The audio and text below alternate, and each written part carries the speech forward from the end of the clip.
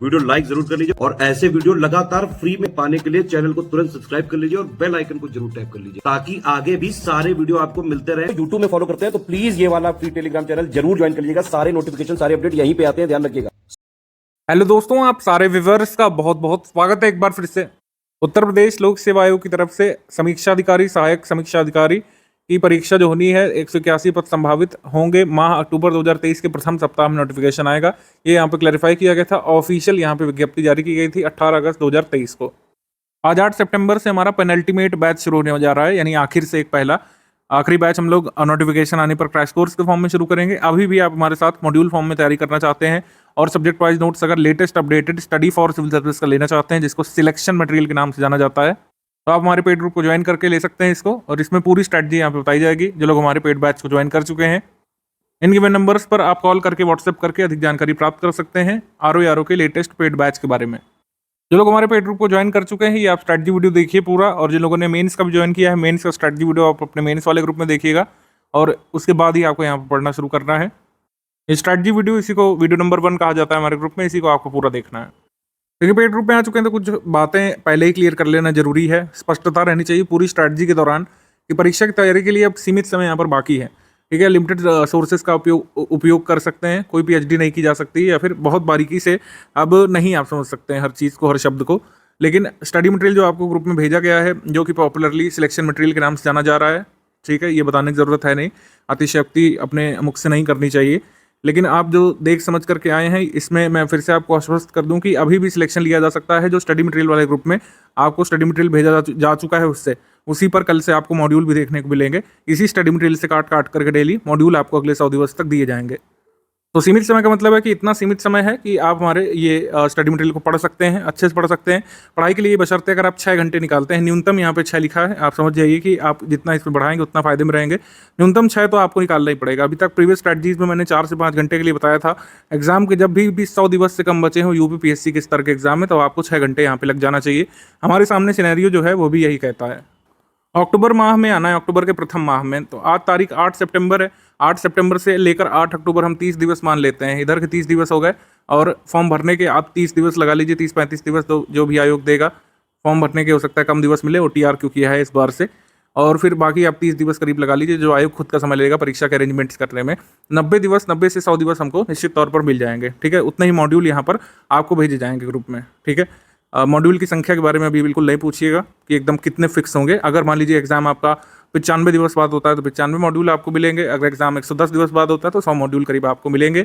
Study material already group में post कर दिया गया है। जो स्टडी मटेरियल आपको दे दिया गया है, जिसके बारे में एक एक करके मैं चर्चा करूंगा ही, तो उस स्टडी मटेरियल को पढ़ करके आप पूरा सिलेक्शन ले सकते हैं। अभी तक मॉड्यूल में यही होता था हमारे ग्रुप में, जो चल रहे हैं कई सारे आरओ के स्टडी मटेरियल एक साथ दे दिया जाता था और मॉड्यूल। ऐसे ही आपको भी स्टडी मटेरियल आपको मिल चुका होगा। स्ट्रैटेजी वीडियो दिए जाने से पहले ही आपके ग्रुप में स्टडी मटेरियल पूरा अपलोड कर दिया गया होगा।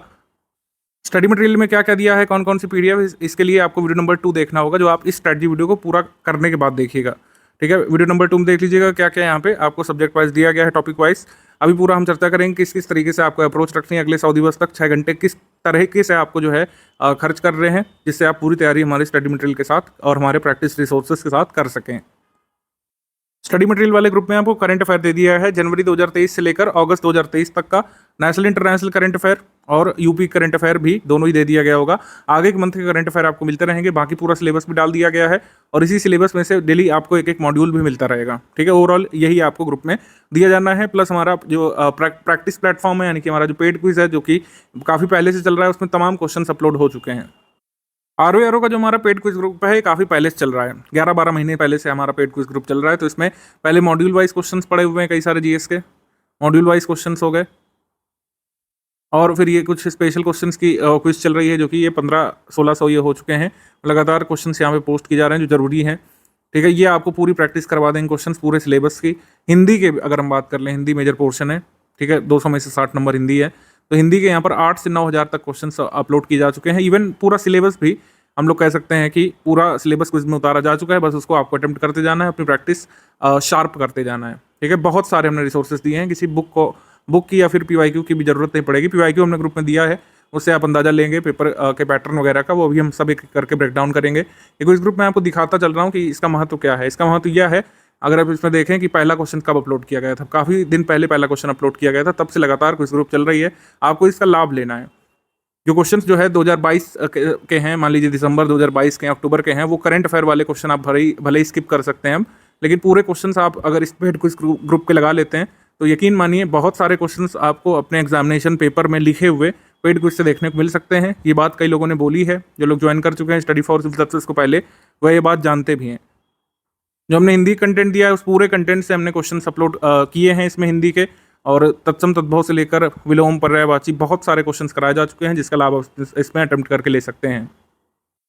लगातार आप इसमें कोई इसके क्वेश्चन अटेम्प्ट कर सकते हैं। जैसे इसमें है शुद्ध वर्तनी का चयन करना है, ठीक है।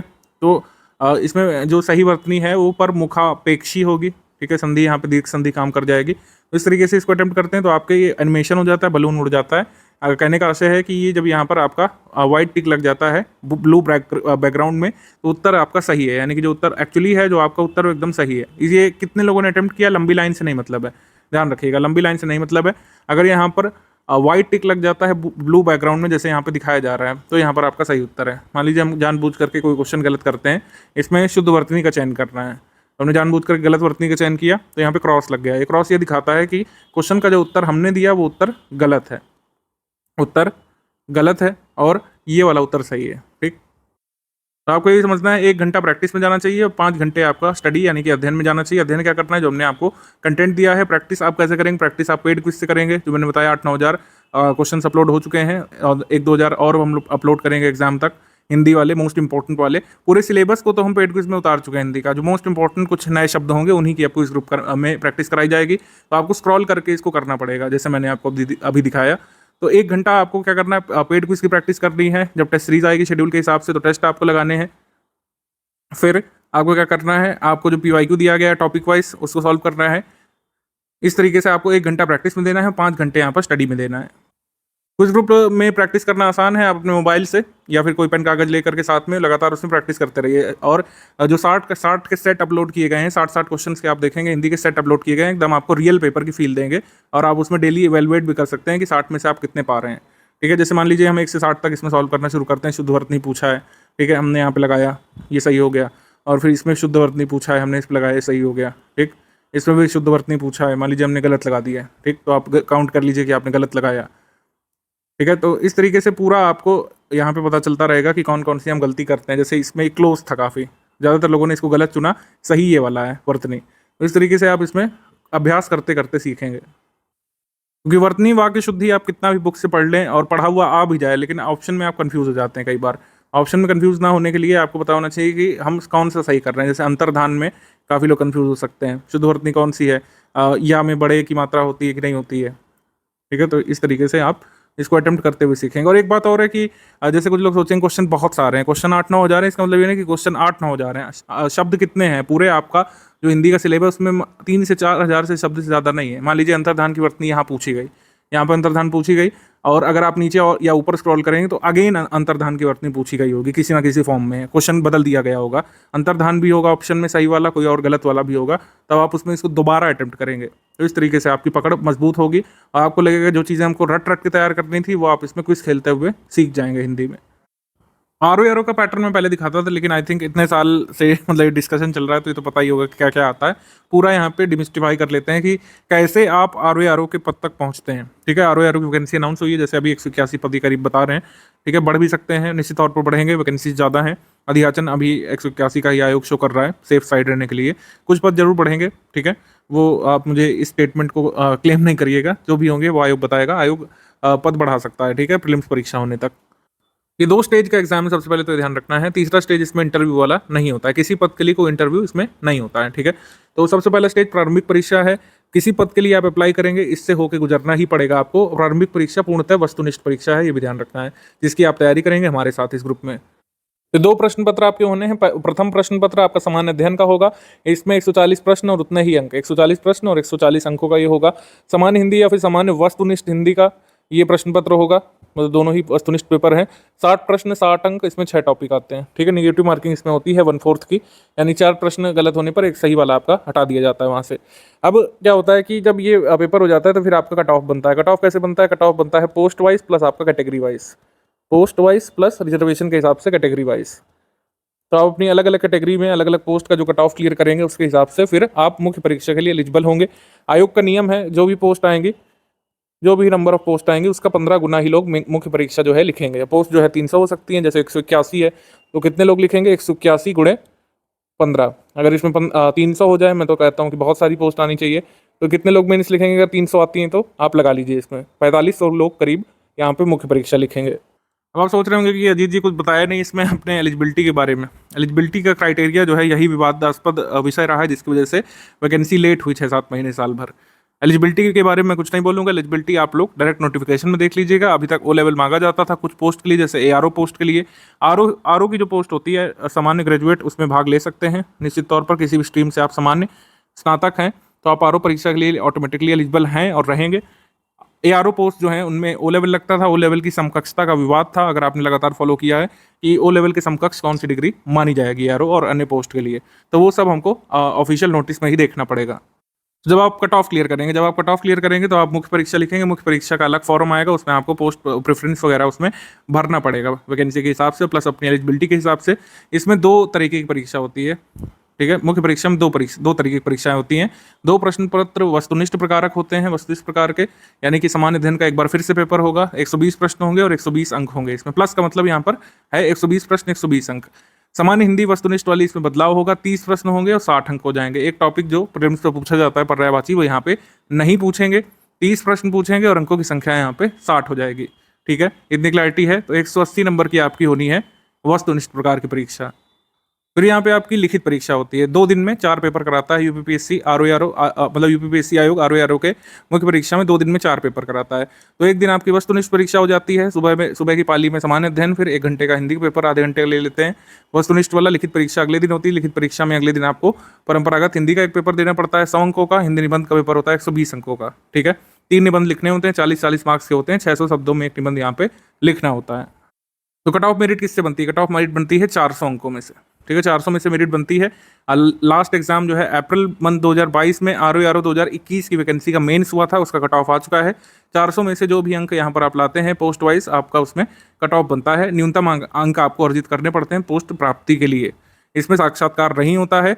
एक पंचम प्रश्न पत्र होता है, 5th पेपर होता है केवल कुछ स्पेसिफिक पोस्ट के लिए, जो भी क्वालिफाइंग नेचर का होता है। उसमें मात्र आपको 33% तक स्कोर करने पड़ते हैं।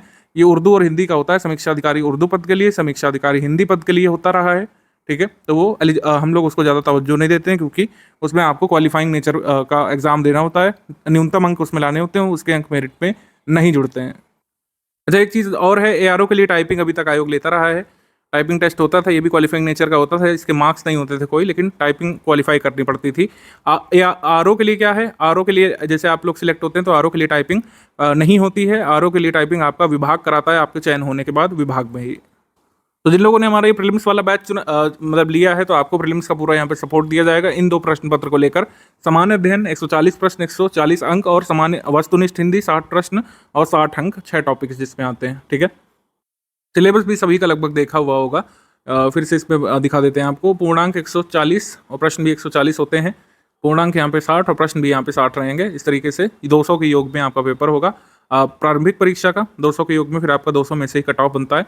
2021 परीक्षा लास्ट में हुई थी। ये कब हुई थी? 2021 परीक्षा 5 दिसंबर को हुई थी 2021 में। इसका प्रीलिम्स का कट ऑफ अभी तक नहीं आया है, बड़ा निराशाजनक है। अब तक तो दे देना चाहिए था। खैर, जब आएगा तो आपको बता दी जाएगा। वैकेंसी आने से पहले मुझे उम्मीद है कि 2021 का प्रारंभिक परीक्षा कट ऑफ रिलीज हो सकता है।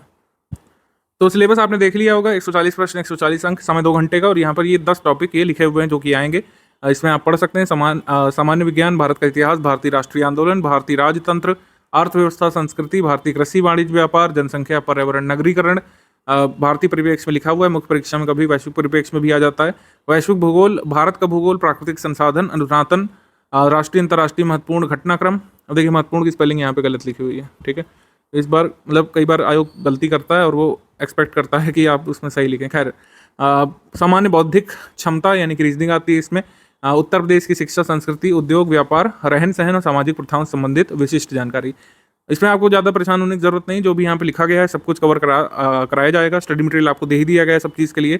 कोई भी जरूरी अपडेट होंगे वो ग्रुप में आएंगे, बाकी स्टडी मटेरियल में से ही डेली आपको मॉड्यूल कल से मिलना शुरू हो जाएगा, जो कि ये जितने भी लिखे हुए पॉइंट्स सबको कवर कर लेगा और इस तरीके से कवर कर लेगा कि अगर आप रिलीजियसली फॉलो करते हैं डेली 6 घंटे तो आप अपना कट ऑफ मार्क अर्जित कर ले जाएंगे।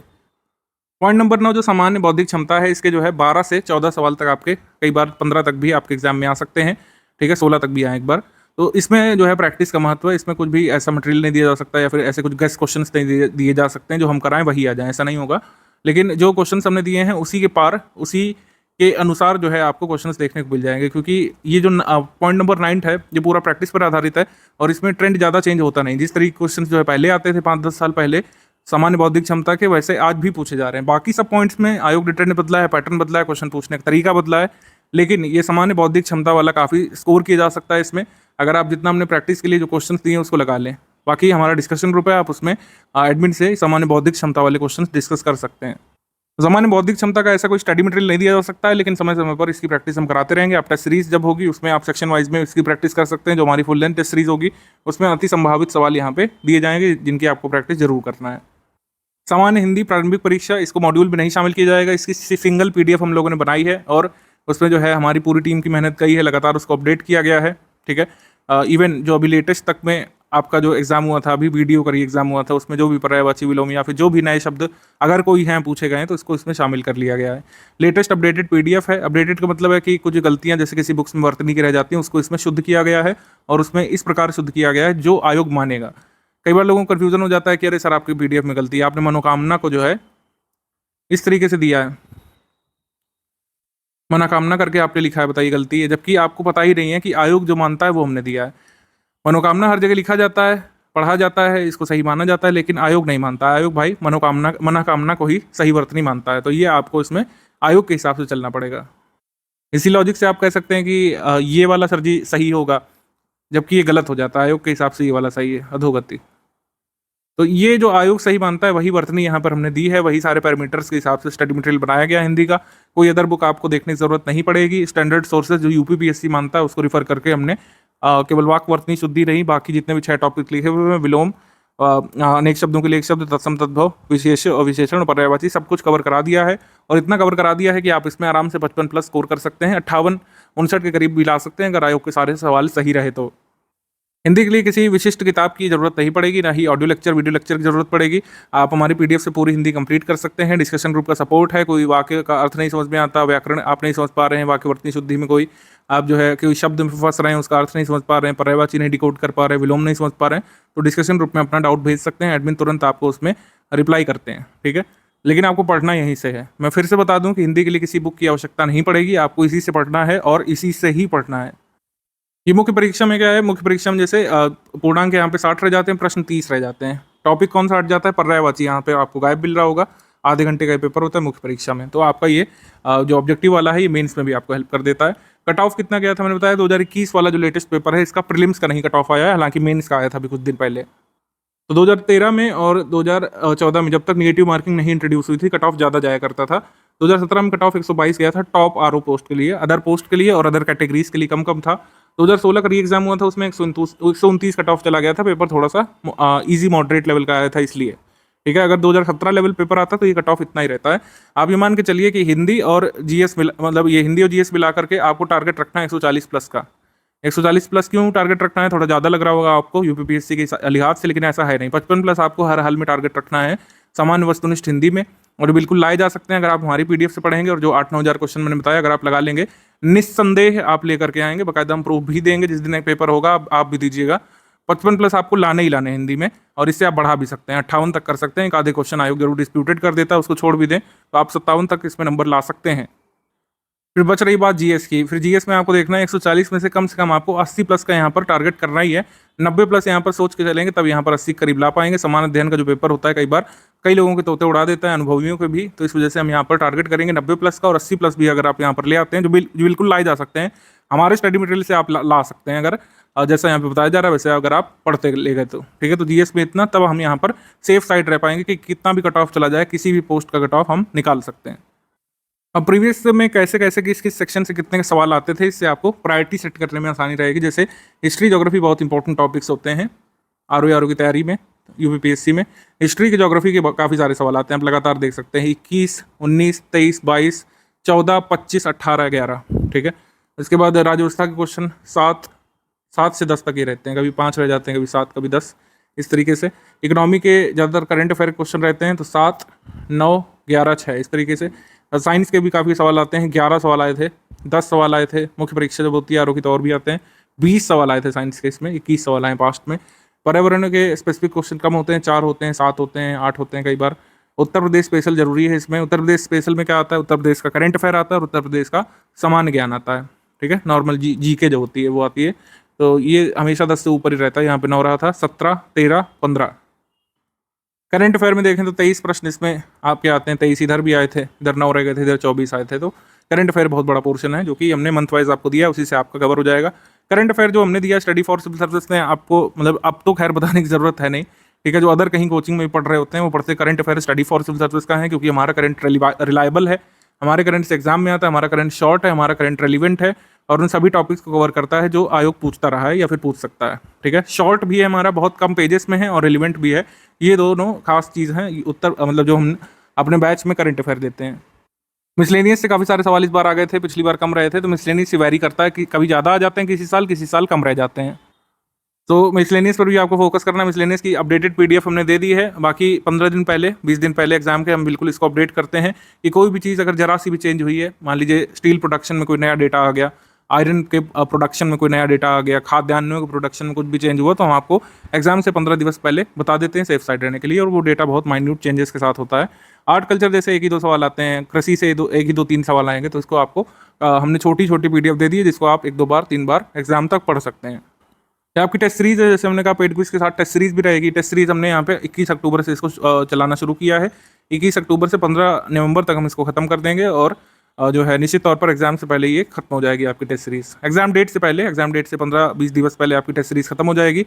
आपको रगड़ के प्रैक्टिस करनी है, सभी 6 घंटे मिनिमम मैंने बोला है। आप इसको 6, 7, 8 तक भी ले जा सकते हैं, 8 मैक्सिमम रखिएगा, 8 से ज़्यादा नहीं, लेकिन इसको कम से कम 6 रखिएगा घंटे, जिससे आप इसमें आपको पढ़ना भी है, प्रैक्टिस भी करना है, रिवाइज भी करना है, तीनों काम एक साथ करने हैं, क्योंकि अब बहुत समय नहीं मिलेगा तैयारी के लिए। बिल्कुल शुरू से तैयारी के लिए अब नहीं समय मिलेगा आपको। जो ये स्टडी मटेरियल हमने दिया है, इसको आप पूरा कवर कर सकते हैं 100 दिवस में, बशर्ते आप बिना किसी छुट्टी के 6 घंटे डेली देते रहें। अगर आप बीच में छुट्टी लेते हैं तो आपको उसको कह सकते हैं अगले दिवस एक्सटेंड करना होगा, या फिर उसकी किसी ना किसी तरीके से भरपाई करनी होगी। 100 दिवस 6 घंटे, ठीक है। 600 घंटे मैं आपको मांग रहा हूँ। 600 घंटे अगर आप रिलीजियसली दे देते हैं, निश्चित तौर पर आप अभी भी जो है अपना कट ऑफ क्लियर करेंगे। डेली पढ़ाई कैसे आप कर सकते हैं अगले 100 दिवस तक, इसके बारे में थोड़ी सी बात कर लेते हैं। हमने दोनों तरीके से आपको ऑप्शन दे रखा है, या तो आप मॉड्यूल वाइज पढ़ेंगे या तो सब्जेक्ट वाइज। मॉड्यूल वाइज जो लोग पढ़ेंगे वो क्या कर सकते हैं, जैसे एक मॉड्यूल आपका आएगा, मॉड्यूल यानी कई सारे सब्जेक्ट की मिला के एक PDF आपको डेली दी जाएगी। जो study material subject wise upload हो चुका है, उसी में से कट करके, उसी कंटेंट में से आपको मॉड्यूल वाइज एक मॉड्यूल मिलता रहेगा। एक मॉड्यूल में 2 सब्जेक्ट शामिल हो सकते हैं, कई बार 3 भी हो सकते हैं। तो उसमें पेजेस होते हैं, जैसे 9 से लेकर जो है 15 तक पेजेस हो सकते हैं। किसी दिन 9 होंगे, किसी दिन 12, किसी दिन 13, इस तरीके से हो सकते हैं। तो एक मॉड्यूल जो है PDF मिलेगा आपको। तो मॉड्यूल को फिनिश करने में आपको देना है अधिक से अधिक यहाँ पर 50 मिनट, 70 मिनट तक आप यहाँ पे दीजिएगा, 50 से 70 मिनट, ठीक है। कुछ दिन बड़ा मॉड्यूल हो तो ज़्यादा यहाँ पे समय लग सकता है। फिर आपको यहाँ पे प्रैक्टिस करनी है, जैसे हमने बताया, प्रैक्टिस तो आपको करना ही है। आपका 20% समय प्रैक्टिस में जाना चाहिए, रफली 1 घंटा मान के चलिए आपको प्रैक्टिस करना ही करना है, शुरू से, पहले दिन से। प्रैक्टिस आप कुछ ग्रुप में सारे करिएगा। 2022 लिखे हुए करंट अफेयर के क्वेश्चन अब आप छोड़ सकते हैं, वो नहीं जरूरी होंगे आपके लिए। लेकिन नॉर्मल अदर सब्जेक्ट के सारे क्वेश्चंस आपको जो हमने आपको सामान्य अध्ययन का सिलेबस दिखाया है उसमें सॉल्व करने हैं।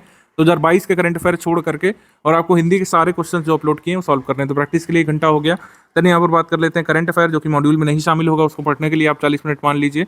अभी तो आपको कितना दिया गया है, जनवरी से दिया गया है, जनवरी से लेकर अगस्त तक का आपको मिला होगा 8 PDF। आप डेली 40 मिनट देंगे, आप 1 हफ्ते में सारे करंट अफेयर की PDF फिनिश कर ले जाएंगे। फिर आपका रिवीजन चलेगा उसमें। हिंदी की PDF, हिंदी जो है एक मेजर पोर्शन है, प्रीलिम्स में भी, मेंस में भी है, वस्तुनिष्ठ वाली, और प्लस आपका निबंध लेखन का बेसिक भी इसी सब टॉपिक्स को पढ़ के आपका शब्दकोश बढ़ेगा। तो हिंदी के लिए आपको 50 मिनट यहाँ पे देने चाहिए डेली, और 50 मिनट आप दे देंगे, 10 दिन में हिंदी की PDF खत्म कर लेंगे। फिर आपका रिवीजन चलेगा। जो लोग मॉड्यूल वाइज पढ़ रहे हैं, अब आप सोचेंगे कि 6 घंटे नहीं पूरे हो रहे हैं। 6 घंटे इस तरीके से पूरे होंगे। जो भी आपने मॉड्यूल पढ़ा उसका रिवीजन आपको करना है, हिंदी की PDF का रिवीजन करना है, करंट अफेयर PDF जब खत्म हो जाए तो आपको उसका रिवीजन करना है। आपको यहाँ पर 2.5 घंटे रिवीजन में देने हैं। जो लोग मॉड्यूल में पढ़ेंगे उनके लिए रिवीजन का महत्व बहुत ज़्यादा रहेगा, क्योंकि मॉड्यूल इकट्ठा होते जाएंगे, आपको उसको रिवाइज भी करते जाना है। ठीक है, जब भी ऑब्जेक्टिव एग्जाम होता है, यूपीएससी स्तर का आप ऑब्जेक्टिव एग्जाम दे रहे होते हैं, वहाँ पर रिवीजन का महत्व बहुत बढ़ जाता है।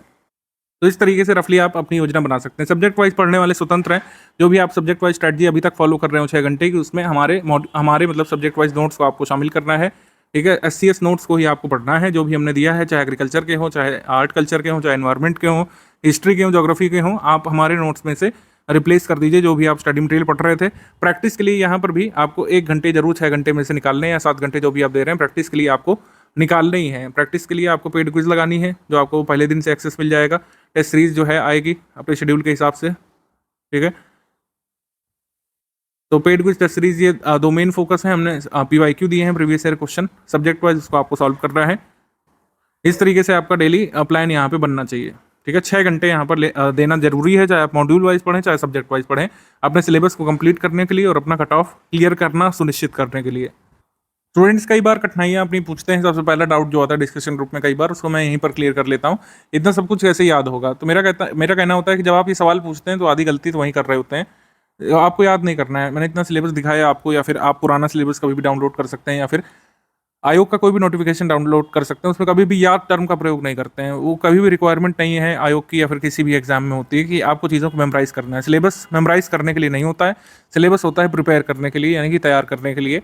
सिलेबस की हमेशा तैयारी होती है। तो प्रिपरेशन करने आप हमारे ग्रुप में हैं। प्रिपरेशन कैसे होगी वो मैंने बताया। प्रिपरेशन के क्या स्टेजेस हैं? प्रिपरेशन का स्टेज है सबसे पहले अध्ययन, यानी कि स्टडी करना आपको, फिर आपको उसको रिवाइज करना है, दोहराना है, क्योंकि जो आप पढ़ते जाते हैं वो हमेशा माइंड में स्टे नहीं करेगा, आपको रिवाइज करना पड़ेगा, क्योंकि एक वस्तुनिष्ठ परीक्षा है। यहाँ पर रिवीजन का महत्व बहुत ज़्यादा है।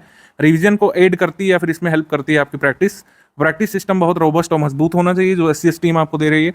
स्टडी मटेरियल हम दे रहे हैं आपको, जो कि रोबस्ट है, जो कि मजबूत है, जो कि काम का है आपके, और आपका कट ऑफ निकालने के लिए काम आ सकता है। प्रैक्टिस के रिसोर्सेस हम दे रहे हैं, study for civil services team आपको दे रही है। रिवीजन वाला जो है आपको करना है, कितनी बार दोहरा पाते हैं, ये स्टूडेंट्स के कैलिबर और उसकी बुद्धि विवेक पर निर्भर करता है। कुछ लोगों की चीज़ें जल्दी तैयार हो जाती हैं, कुछ को देर में होती है, लेकिन तैयार आपको करना है। आपको याद नहीं करना है, लेकिन तैयार इतना जरूर करना है कि आप एग्जाम में ऑप्शंस को पहचान सकें। ठीक है, ऑप्शन अच्छा, कुछ लोगों को ये भी कन्फ्यूजन रहती है कि 1-2 बार पढ़ने से क्या होगा, हमको तो लर्न हो ही नहीं रहा, हमको सारी डेट्स याद नहीं हो रही हैं, हमको सारे युद्ध नहीं याद हो रहे हैं, कब कब कौन से हुए थे, हमको सारी नदियों की सहायक नदी नहीं याद हो रही है। याद करने को बहुत कुछ है, लेकिन सब कुछ चीज़ें आप याद नहीं कर सकते हैं। जो सिलेक्ट हुए हैं पास्ट में उन्होंने भी नहीं याद किया था, जो आपके बाद सिलेक्ट होंगे वो भी याद नहीं करेंगे। आप वो वही करेंगे जो किया जाता है, वो प्रिपरेशन करेंगे, वो स्टडी करेंगे, रिवाइज करेंगे, प्रैक्टिस करेंगे और ऑप्शंस को आइडेंटिफाई करने की कोशिश करेंगे एग्जाम में। हमको इस तरीके की प्रिपरेशन करनी पड़ती है, होती है, हमको करनी चाहिए कि हम एग्जाम में ऑप्शंस को पहचान सकें, क्योंकि हमारा वस्तुनिष्ठ पेपर है GS का, हिंदी का, प्री में भी है, मेंस में भी है। ठीक है, निबंध अलग है, उसमें लिटिकल स्किल्स वगैरह, राइटिंग स्किल्स वो आपकी चेक की जाएगी, उस पर फीडबैक दिया जाएगा, वो अलग है। वस्तुनिष्ठ के अलावा जो परंपरागत है उसमें थोड़ा सा लिखने वाला काम है, उसमें भी कई सारी चीज़ें याद करने वाली है, लेकिन वो लिखित है, उसकी बात हम बाद में करेंगे। लेकिन प्रीलिम्स और मेंस दोनों में जो आपको पेपर देना है वस्तुनिष्ठ वाला GS और हिंदी का, भले ही पैटर्न उसमें अलग हो जाएगा, उसमें 30 प्रश्न हो जाएंगे, इसमें प्रीलिम्स में 60 है, आपको ऑप्शंस को पहचानना है। OMR में आपको जो बबल फिल करना पड़ता है, ऑप्शंस को पहचान करके भरना होता है। यानी आपके सामने क्वेश्चन होगा, उसमें 4 ऑप्शन होंगे, उसमें आपको आइडेंटिफाई करना है। तो आइडेंटिफाई करने वाली स्टडी ऐसे ही होती है कि आप पहले उसको स्टडी करते हैं, एक अच्छे कंटेंट से स्टडी करते हैं जो सिलेबस के मूल बिंदु को कवर करे, सिलेबस के जितने भी विभिन्न आयाम हो सकते हैं, उससे एसोसिएटेड जो भी तथ्य पूछे जा सकते हैं उसको कवर करता हो, जो कि SCS का स्टडी मटेरियल है, जो आपको मिल चुका है ग्रुप में ज्वाइन करते ही। आप उसको अच्छे से रिवाइज करिए, काम पूरा स्टूडेंट का होना चाहिए कि आप उसको कितना दोहरा पाते हैं। और प्रैक्टिस के लिए रिसोर्सेज हमने दिए हैं, प्रैक्टिस के लिए रिसोर्सेज यहीं के इनफ होंगे और कोई प्रैक्टिस सेट आपको लगाने की ज़रूरत नहीं पड़ेगी। अगर आप ये काम कर लेगा, जो भी स्टडी मटेरियल हमने दिया है उसका अच्छे से रिवीजन करके हमारे प्रैक्टिस रिसोर्सेज से प्रैक्टिस कर ले गए, तो इतने सारे क्वेश्चंस, इतने सही क्वेश्चंस आप पहचान ले जाएंगे आपके प्रीलिम्स एग्जाम में, जो कि कट ऑफ निकालने के लिए काफ़ी होंगे और मुख्य परीक्षा लिखने के लिए आप एलिजिबल हो जाएंगे। बशर्ते मैंने कहा कि मुझे जो है 600 घंटे चाहिए, 600 घंटे चाहिए 100 दिवस में, अगले 100 दिवस में 6 घंटे डेली, हमको 600 घंटे चाहिए। आप इसको चाहे 100 दिवस में निकालिए, चाहे 50 दिवस में निकालिए, चाहे 75 दिवस में निकालिए, 600 घंटे आपके हमको चाहिए। और 600 घंटे अगर आपने दे दिए रिलीजियसली, तो कट ऑफ फिर मतलब कहीं जा ही नहीं रहा है। ठीक है, आप कट ऑफ निश्चित तौर पर निकालेंगे, कितनी भी सीटें हो या फिर कितना भी डिफिकल्ट या फिर ईजी पेपर आए। कुछ लोगों का प्रश्न होता है कि मुख्य परीक्षा के लिए कितनी तैयारी इस समय करनी चाहिए। जब एग्जाम के 100 दिवस बचे होते हैं तो वैसे तो आपको प्रारंभिक परीक्षा की ओर ही फोकस्ड होना चाहिए। आप अगले 30 दिवस तक करीब जो है प्रारंभिक मुख्य परीक्षा की तैयारी एक साथ कर सकते हैं। जो लोग हमारे मेंस ग्रुप में आए हैं उनको कुछ टास्क हम अगले 30 दिवस में जरूर कराएंगे। लेकिन एक बार नोटिफिकेशन अगर आ जाता है, जैसे कह रहे हैं कि अक्टूबर फर्स्ट वीक में नोटिफिकेशन आ जाएगा, तो नोटिफिकेशन आने के बाद आपको पूर्णतः जो है अपनी तैयारी प्रीलिम्स की ओर मोड़ देनी चाहिए। वो सब आपको आगे बताया जाता रहेगा। मुख्य परीक्षा के लिए अगर आप हमारे मेंस ग्रुप में आए तो हम आपको टास्क वगैरह कराएंगे अगले 30 दिवस में। आप चेक करा सकते हैं, फीडबैक आपको मिलेगा। लेकिन अभी से लेकर एटलीस्ट नोटिफिकेशन आने के बाद से लेकर आपको प्रारंभिक परीक्षा पर ही फोकस यहाँ पे करना चाहिए, क्योंकि प्रारंभिक परीक्षा की दौड़ बहुत कठिन हम लोग कह सकते हैं। सबसे कह सकते हैं ट्रिकी स्टेज यही रहेगी, क्योंकि सीट्स हमने आपको बताया कितनी रहेंगे। 181 अनाउंस की गई है। मान लीजिए 300 तक बढ़ जाएंगे, ठीक है। 300 हम अपने दिल की तसल्ली देने के लिए बोल देते हैं। लेकिन एग्जाम कितने लोग देंगे? एग्जाम 5 से 7 लाख लोग देंगे। आपको अंदाज़ा नहीं है, संख्या बढ़ भी सकती है, क्योंकि वैकेंसी ये 2 साल बाद आ रही है, 2-2.5 साल बाद आ रही है, ठीक है। तो इसमें 5-7 लाख लोग भरेंगे और उसमें से आपको compete करना है। तो इस वजह से प्रारंभिक परीक्षा पर फोकस आपका होना चाहिए एटलीस्ट नोटिफिकेशन आने के बाद। नोट मेकिंग करना चाहिए कि रेगुलर बेसिस पर सिर्फ रिवाइज कर लेना चाहिए, ठीक है। ये सवाल जो है इसका जवाब मैं नहीं देता हूँ कभी भी, क्योंकि ये पर्सन टू पर्सन डिपेंड करता है कि क्या आपके लिए बेनिफिशियल हो सकता है। किसी के लिए रेगुलर रिवीजन ज़्यादा बेनिफिशियल तरीका हो सकता है, किसी के लिए कारगर मेथड हो सकता है नोट मेकिंग करना। नोट मेकिंग जो लोग करते हैं, एक बात ध्यान रखिएगा, कुछ अगर आप इसमें प्रोफेशनल हैं, पहले कर चुके हैं और आपको फ़ायदा मिल चुका है, तो ही यहाँ पर हाथ आजमाइएगा। समय कम बचा है, ऐसा ना हो कि आप नोट ही बनाते रह जाएं। नोट मेकिंग ज़्यादा जरूरी है। जो भी स्टडी मटेरियल दिया गया है उसको आप अच्छे से पढ़ लें 1-2 बार और अच्छे से रिवाइज कर लें। वो यहाँ पे करना मैंडेटरी है, उसका कोई विकल्प नहीं। नोट मेकिंग का है कि आप उसमें तरीका अपना लगा सकते हैं। जैसे आप हमारे नोट्स से पढ़ रहे हैं, स्टडी फॉर सिविल सर्विसेज का जो कंटेंट है वो शॉर्ट नोट्स के फॉर्म में कोई बहुत बड़ा नहीं है, ठीक है। आप उस नोट्स में से अगर शॉर्ट कर सकते हैं तो उसको करिए। अगर आप हमारे इतिहास की पीडीएफ को शॉर्ट करके अगर 30-40 पेजेस में नोट कर सकते हैं तो ही उसमें करिए। नोट्स वही होते हैं जो आप भूल जाते हैं, जो आपको लगता है कि नहीं बिल्कुल हम भूल ही जाएंगे डेफिनेशन या फिर ये ईयर भूल जाएंगे, तो आप उसको नोट करिए। नोट्स बहुत शॉर्ट रखिएगा। सबसे पहले बहुत कम पेजेस में आपको करना है। पूरे वाक्य नहीं लिखे जाते हैं नोट्स में खाली इंडिकेटर्स और बुलेट पॉइंट्स लिखे जाते हैं, पॉइंटर लिखे जाते हैं, ठीक है। तो इस तरीके से आपको नोट्स बनाना है तो बनाइए, अदरवाइज रेगुलर रिवीजन पर रिलाई करिए। रेगुलर रिवीजन भी एक अच्छा मेथड है और इससे भी आप जो है कट ऑफ निकाल सकते हैं। तो कुछ तरीके के स्टूडेंट ये होते हैं, वो सोचते हैं इतना सब कुछ कैसे याद होगा। कुछ दूसरे ब्रीड के स्टूडेंट होते हैं, वो बोलते हैं कि इसके अलावा भी कुछ पढ़ना है। तो इसका उत्तर मैं एक शब्द में आपको देता हूँ, इसके अलावा आपको कुछ नहीं पढ़ना है। जो हमने कंटेंट दिया है वो सफिशिएंट है। इसके अलावा आपको कुछ भी पढ़ने की आवश्यकता नहीं है और ना चाहिए आपको, अदरवाइज डिस्ट्रैक्शन होता है। आप एक चीज़ को अच्छी तरीके से पढ़ के कट ऑफ निकाल सकते हैं। जो स्टडी मटेरियल SCS का है, आप 10 चीज़ों को पढ़ने की कोशिश करेंगे, निश्चित तौर पर स्वयं का चांस ही खतरे में डालेंगे, ठीक है। तो अब जो है आप एक्सपेरिमेंट मोड में मत रहिए, ठीक है। इंडियन क्रिकेट टीम एक्सपेरिमेंट कर रही, कुछ हासिल नहीं हो रहा है, खैर वो अलग विषय है। आप इसके अलावा आपको कुछ भी पढ़ने की जरूरत नहीं है। स्टडी फॉर सिविल सर्विसेज का जो ग्रुप अनाउंस होता है वो वन स्टॉप डेस्टिनेशन के फॉर्म में होता है। ये शब्द आपने सुना होगा ज्ञान सर के मुंह से। वन स्टॉप डेस्टिनेशन के फॉर्म में ग्रुप है, यानी कि एक बार अगर आप हमारे फुल स्टडी मटेरियल वाले ग्रुप में आ गए या फुल पेड ग्रुप में आ गए तो आपको वन स्टॉप डेस्टिनेशन के फॉर्म में पूरा मटेरियल दिया जाएगा। इसके अलावा आपको कुछ भी कहीं से पढ़ने की आवश्यकता नहीं होगी और ना आपको पढ़ना चाहिए। बाकी मेंबर्स को मैं बता दूं कि जिन लोगों के पास ओनली स्टडी मटेरियल का एक्सेस है उनको डिस्कशन ग्रुप नहीं मिला होगा। जिन लोगों ने फुल पेड ग्रुप लिया है उनको डिस्कशन ग्रुप का सपोर्ट भी मिला होगा। डिस्कशन ग्रुप में आप कभी भी अपने डाउट पूछ सकते हैं। RO सिलेबस और RO के सब्जेक्ट से एसोसिएटेड कोई भी डाउट अगर आपका है तो आप डिस्कशन ग्रुप में पूछ सकते हैं। हमारे एडमिन लास्ट टाइम मतलब अब अगले 100 दिवस में एग्जाम है तो एकदम चाक चौबंद है। वैसे तो 6 घंटे के भीतर आपको तुरंत जवाब दिया जाता है, लेकिन अगर फिलहाल आप पूछेंगे तो आपको विदिन 5 मिनट जो है आपको रिप्लाई मिल रहा होगा, ठीक है। तुरंत आपके सारे डाउट सॉल्व किए जा रहे हैं आपके डिस्कशन ग्रुप्स में, आपने देखा ही होगा, ठीक है। तो डिस्कशन ग्रुप में आप कोई भी डाउट पूछेगा, हालांकि ये पूरा डाउट RO के सिलेबस और इस एग्जाम से एसोसिएटेड ही होना चाहिए। जिन लोगों के पास फुल पेड ग्रुप का एक्सेस नहीं है वो ज्ञान सर के व्हाट्सएप नंबर पर अपना डाउट भेज सकते हैं। स्टडी मटेरियल से एसोसिएटेड कोई आपको मिस्टेक लग रही है, कोई आपका डाउट आ रहा है तो आप इस पर भेज सकते हैं। केवल टेक्स्ट मैसेज के माध्यम से अपना डाउट आप पूछिएगा, अदर किसी मेथड से नहीं पूछिएगा। केवल और केवल टेक्स्ट मैसेज के माध्यम से आप अपने डाउट पूछ सकते हैं अगर आप RO के ओनली स्टडी मटेरियल वाले ग्रुप में या फिर ओनली टेस्ट सीरीज वाले ग्रुप में हैं। तो इस तरीके से हमारा स्टडी मटेरियल ग्रुप आज से शुरू हो जाता है। कल से आपको मॉड्यूल मिलना शुरू हो जाएगा। वीडियो नंबर 2 देख लीजिए, उसमें बताया गया है कि कौन कौन सी PDF किस सब्जेक्ट के लिए दी गई है और मोस्ट इंपॉर्टेंट किस तरीके से आपको प्रायोरिटी देनी चाहिए, ठीक है। वीडियो नंबर 2 देखिए। वीडियो नंबर 1 यहाँ पर समाप्त होता है और आप लगातार 6 घंटे की स्टडीज़ में संलग्न हो जाइए, सीरियसली रिलीजियसली।